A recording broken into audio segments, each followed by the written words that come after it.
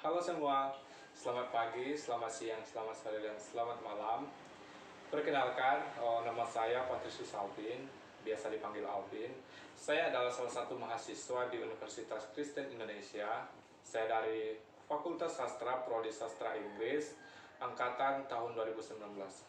Dan pada kesempatan kali ini, saya akan mempresentasikan sebuah karya ilmiah yang berjudul Articulating the Marginalized Voice, Symbols in African American, American Hispanic, and Asian American Literature. Atau dalam bahasa Indonesianya adalah mengartikulasi suara marginalisasi, simbolisme dalam Amerika Afrika, Amerika Hispanik, dan Asian American Literature. Oke. Amerika Serikat adalah negara yang secara historis dibangun dari asimilasi dan akulturasi berbagai budaya dan etnis. Penemuan benua Amerika pada abad ke-16 ini merupakan landmark mobilitas manusia yang mengakibatkan terjadinya perubahan demografi. Sejarah Amerika ditandai dengan ketimpangan rasial antara pemukim kulit putih dan pemukim yang berkulit berwarna. Penduduk asli India terpinggirkan oleh kedatangan para pemukim kulit putih, diikuti oleh budak kulit hitam dari Afrika karena perdagangan budak transatlantik untuk mendapatkan tenaga kerja murah di perkebunan. Tetapi meskipun dibedakan berdasarkan latar belakang sejarah dari budaya dan masyarakatnya, pengalaman umum orang Afrika Amerika, Tionghoa Amerika, dan Hispanik Amerika adalah segregasi dan marginalisasi karena status mereka sebagai etnis minoritas.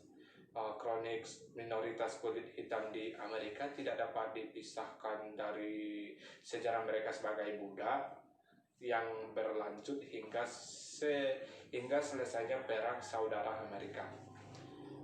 Begitu pula dengan etnis minoritas yang berasal dari Meksiko, Meksiko Amerika juga mengalami perlakuan yang tidak adil sejak ditandatanganinya sebuah surat perjanjian. Penandatanganan perjanjian tersebut berlaku secara paksa mencakup wilayah geografis luas yang sebelumnya dimiliki Meksiko dan setelah perjanjian itu menjadi milik Amerika. Dilihat dari perspektif orang kulit putih Amerika, orang Meksiko Amerika dianggap kedua warga negara kelas atas dan diberi label stereotip artinya sebagai pemerkosa, pengedar narkoba, imigran ilegal, dan sebagai penjahat. Keadaan historis tentang pengalaman minoritas di Amerika Serikat tercermin melalui produksi literatur mereka mengenai konsep teoritis, tulisan atau makalah.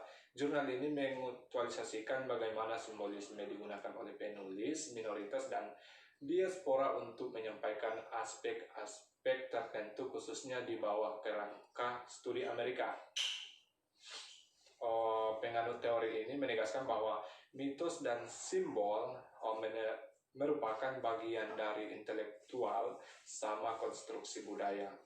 Perbedaannya adalah kalau mitos merupakan unit yang lebih luas, sementara simbol adalah bagian-bagian yang lebih kecil yang merupakan mitos. Sedangkan menurut Tate, mitos dan simbol di atas tersebut merupakan kebutuhan untuk holistik pemahaman tentang budaya Amerika. Berikut adalah ada 3 naskah drama yang telah berhasil ditulis oleh etnis minoritas di Amerika Serikat.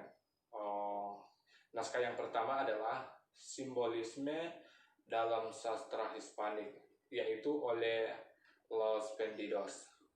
Sastra Chicano adalah sastra yang ditulis oleh orang Amerika Meksiko di Amerika Serikat.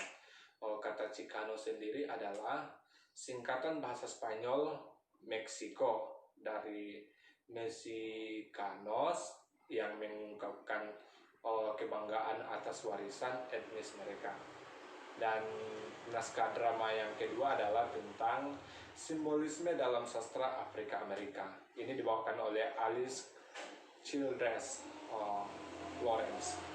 Florence mirip dengan gerakan Chicano, gerakan etnis Afrika Amerika, menggambarkan pertunjukan teater yang berbicara dan menyuarakan keprihatinan mereka, pemisahan rasial dan deklamasi antara kulit putih dan kulit hitam juga menjadi tema yang sangat penting dalam salah satu drama oleh Alice Childress Florence. Florence adalah salah satu dari pelopor gerakan teater hitam.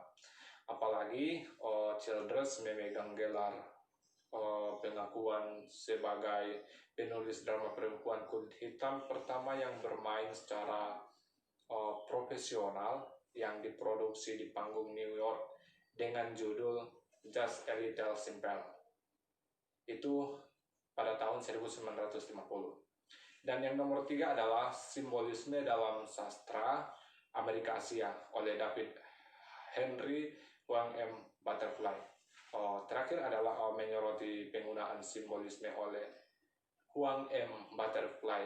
Nama lengkap Hwang menggambarkan dualitas identitasnya sebagai David Henry adalah nama orang Amerika dan sedangkan Hwang adalah nama keluarganya ketika di Cina. Hwang menjadi dramawan Cina Amerika pertama yang memenangkan Tony Award dengan M. Butterfly. Itu terjadi di tahun 1980. Dalam M. Butterfly, Hwang membuat singgungan pada drama sebelumnya yang ditulis pada tahun 1904.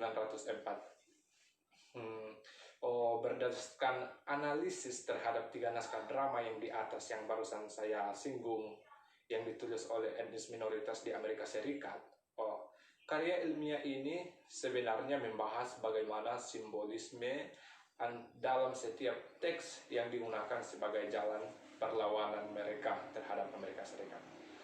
Los Vendidos lewat penggambaran sindiran para tokohnya mengkritik penggambaran stereotip orang Meksiko Amerika hanya sebagai pembuat onar, obat bius, dealer, dan penjahat.